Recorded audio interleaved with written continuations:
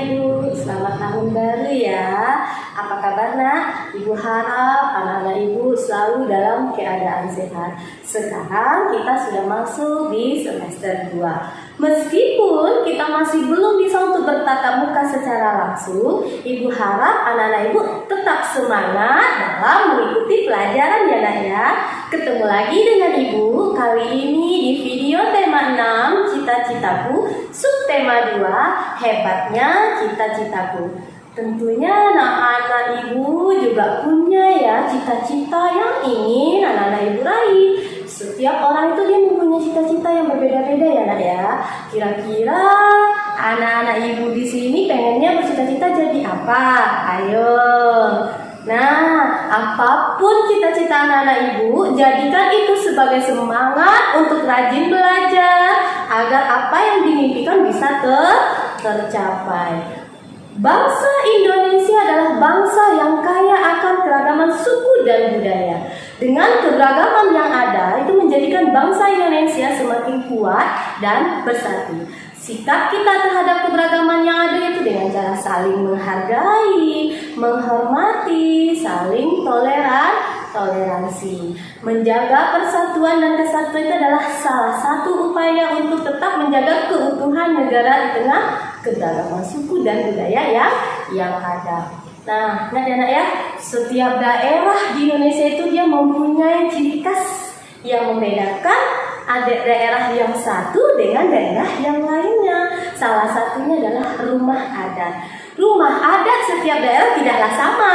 Salah satunya rumah adat yaitu rumah gadang. Rumah gadang ini merupakan rumah adat yang berasal dari Sumatera Barat, yaitu suku Minang. Hal yang paling menarik dari rumah adat suku Minang ini adalah bagian atapnya yang runcing seperti tanduk kerbau. Untuk lebih jelasnya, anak-anak Ibu baca kembali bacaan tentang rumah gadang yang ada di buku logikanya halaman 53.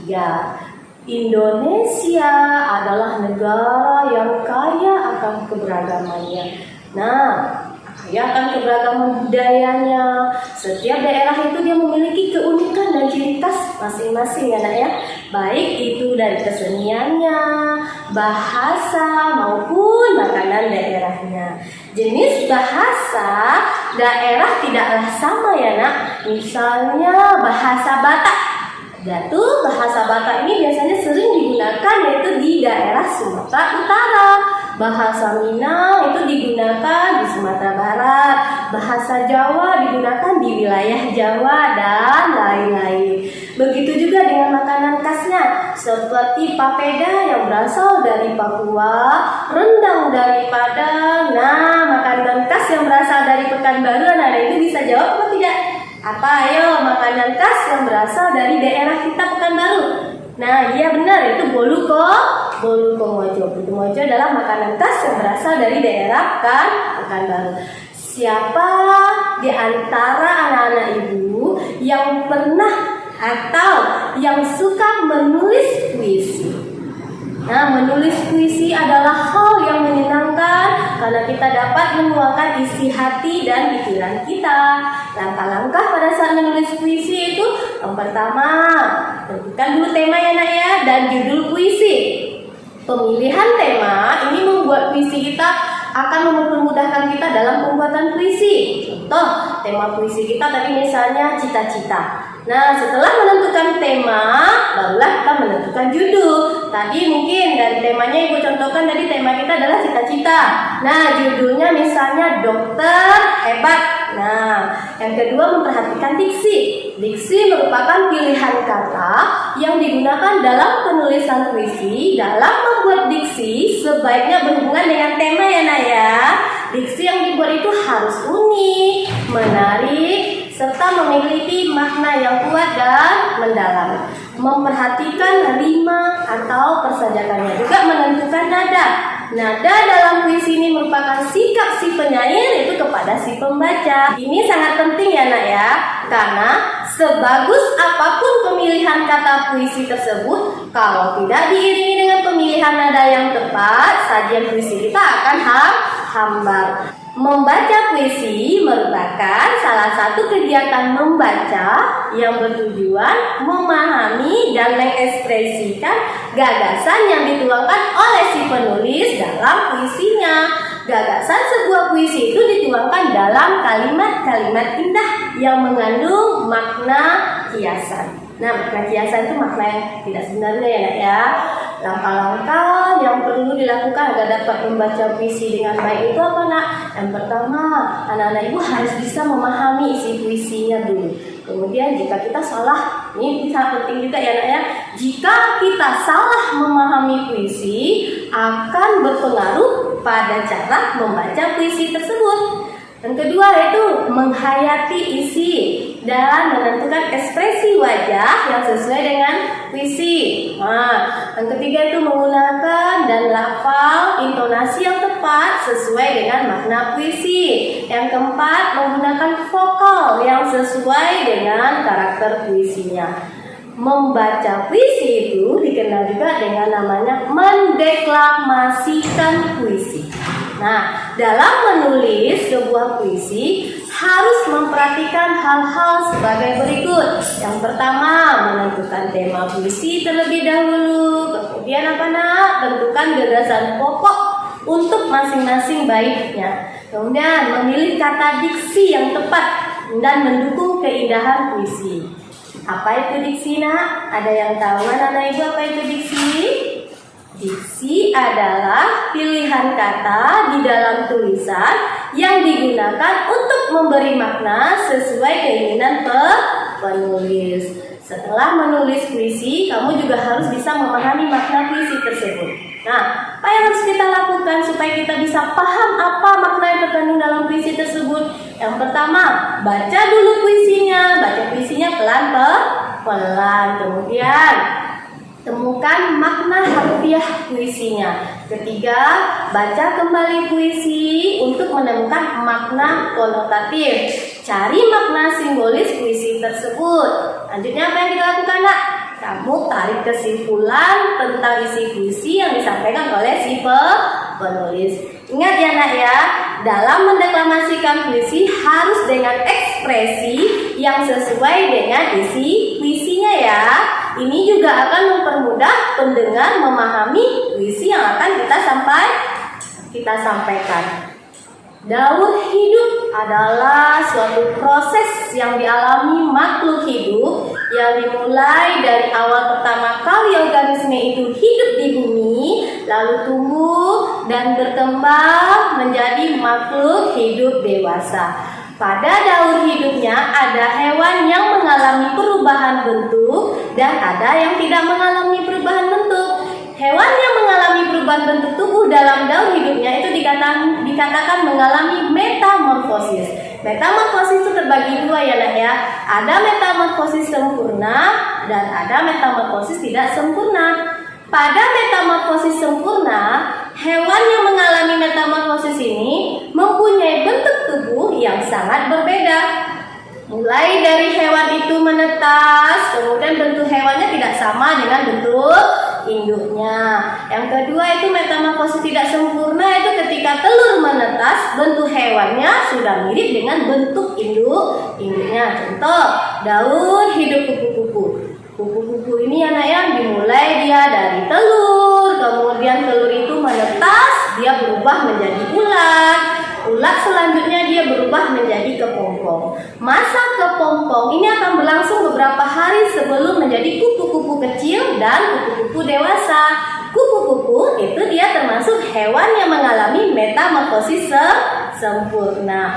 Kemudian contoh ibu yang kedua yaitu pada jangkrik. Jangkrik merupakan salah satu hewan yang mengalami metamorfosis tidak sempurna. Jangkrik betina biasanya meletakkan telurnya di dalam pasir, nanti menetas berupa anak jangkrik atau yang disebut juga dengan nimfa.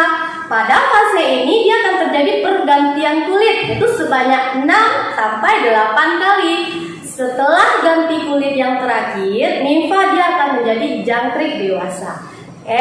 Sekarang untuk nantinya anak-anak ibu akan buat tugas K4. Nah, itu anak-anak ibu membuat daur hidup hewan. Nah, anak-anak ibu bisa buat, ini ada boleh lihat contoh yang ada nak.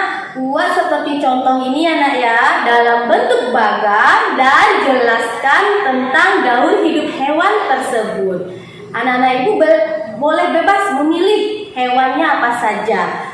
Satu hewan yang mengalami metamorfosis dan satu hewan yang mengalami metamorfosis tidak sempurna. Nanti tugas K4 ini akan dikumpul hari Sabtu pada tanggal 16 Januari 2021 ya nak ya. Ingat ya nak ya, tugas dikumpulkan tepat waktu. Negara kita Indonesia ini memiliki potensi sumber daya alam dari makhluk hidup yang tumbuh dan berkembang di dalamnya. Jika dikelola dengan baik, hewan dan tumbuhan ini akan memberikan manfaat yang banyak bagi manusia. Nah, contoh manfaat hewan bagi manusia. Pertama, hewan sebagai penghasil bahan pangan.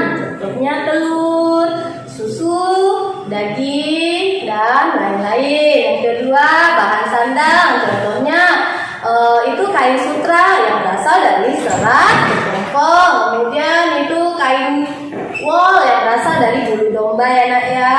Dan ketiga itu contohnya bahan kerajinan. Kotoran hewan juga bisa kita jadikan sebagai pupuk organik. Tenaga hewan juga bisa kita gunakan itu untuk membantu manusia dalam melakukan aktivitas seperti kerbau yang memanfaatkan tenaganya oleh manusia untuk membajak sawah. Manfaat tumbuhan terhadap manusia itu bahan pangan. Tumbuhan juga sebagai bahan pangan ya kan. Contohnya anak-anak ibu sayur itu kan sebagai bahan makanan. Kemudian juga bahan sandang dari tumbuhan. Ini bahan sandangnya contohnya adalah pada kain katun. Kain katun berasal dia dari serat kapas. Bahan bangunan, bahan obat-obatan seperti daun jambu biji yang bisa kita gunakan sebagai untuk mengobati diare. Bahan baku industri juga sebagai bahan pewarna alami. Kalau bahan pewarna alami pada tumbuhan contohnya apa nak? Kunyit yang bisa digunakan sebagai pewarna alami pada makanan dan lain-lain ya nak ya. Penyedap masakan, penghasil minyak asiri, juga tumbuhan mencegah terjadinya erosi. Sumber daya alam seperti anak-anak ibu sudah ketahui itu dia terbagi dua. Ada sumber daya alam yang bisa diperbaharui dan ada yang tidak bisa diperbaharui. Kalau sumber daya alam yang bisa diperbaharui itu dia yang tidak akan habis jika kita gunakan terus-menerus. Contohnya tanah, hewan, tumbuhan, dan lain-lain. Sumber daya alam yang tidak dapat diperbarui itu sumber daya alam jika kita gunakan terus-menerus dia akan habis. Contohnya itu pada bahan tambang. Sumber daya alam yang dapat dimanfaatkan oleh manusia ini yaitu sumber daya alam tanah, sumber daya alam air. Air ini sangat bermanfaat bagi manusia ya nak ya. Itu apalagi untuk kebutuhan sehari-hari. Contohnya untuk mencuci, minum, masak, dan lain-lain. Sumber daya alam udara, sumber daya alam tumbuhan dan hewan, sumber daya alam minyak bumi. Nah, minyak bumi ini dimanfaatkan sebagai bahan bakar. Sumber daya alam bahan tambang. Berbagai bidang pekerjaan masyarakat yang memanfaatkan sumber daya alam yaitu di bidang pertanian. Nah, pertanian beberapa hasil pertanian antara lain yaitu padi, jagung, sayur, dan lain-lain. Kemudian di bidang perkebunan, kehutanan, peternakan, dan perikanan. Sebagian besar wilayah Indonesia ini berupa wilayah perairan. Ada perairan darat dan ada perairan laut. Perikanan darat merupakan bentuk kegiatan menangkap atau memelihara ikan di sungai. Hasil perikanan daratnya antara lain itu mujair, ikan mas, ikan lele, dan lain-lain. Selain untuk kebutuhan pangan, juga dapat digunakan sebagai hiasan. Contohnya apa nak? Yaitu pada ikan arwana, ikan koi, dan lain-lain. Perikanan laut merupakan bentuk usaha menangkap ikan di laut. Nah, hasil perikanan laut itu banyak ya nak ya. Contohnya itu bandeng, ikan bandeng, cumi-cumi, udang, dan lain-lain. Kemudian ada pertambangan, juga ada perindustrian.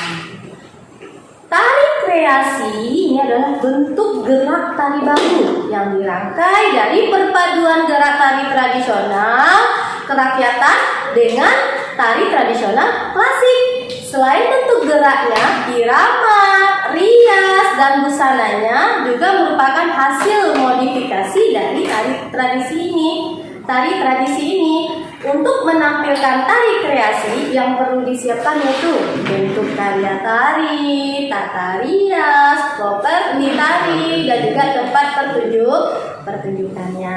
Tari kreasi ini dibedakan menjadi dua ya nak ya. Yang pertama, tari kreasi baru yang berpolakan tradisi adalah tari kreasi yang garapannya dilandasi oleh kaidah-kaidah tari tradisi, baik dalam musik, tata rias, dan busananya.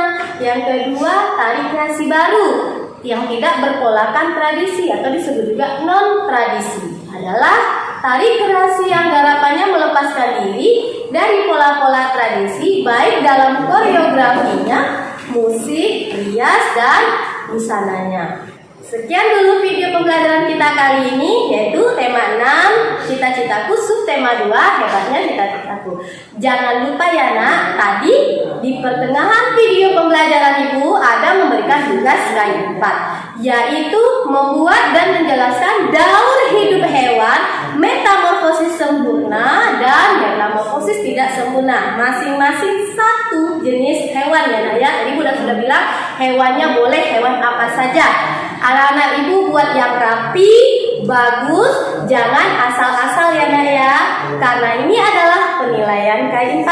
Ingat, dikumpul tepat waktu ya nak. Jangan suka menunda-nunda tugasnya. Karena semakin anak-anak ibu menunda pekerjaan rumahnya, maka tugasnya akan semakin menumpuk. Tetap semangat, jangan pernah putus asa ya nak. Pengetahuan itu tidak hanya kita peroleh dari buku saja, tapi dari berbagai sumber yang bisa menambah wawasan kita. Jangan lupa jaga kesehatannya, tetap patuhi protokol kesehatan. Sampai jumpa di video ibu selanjutnya. Dadah, terima kasih.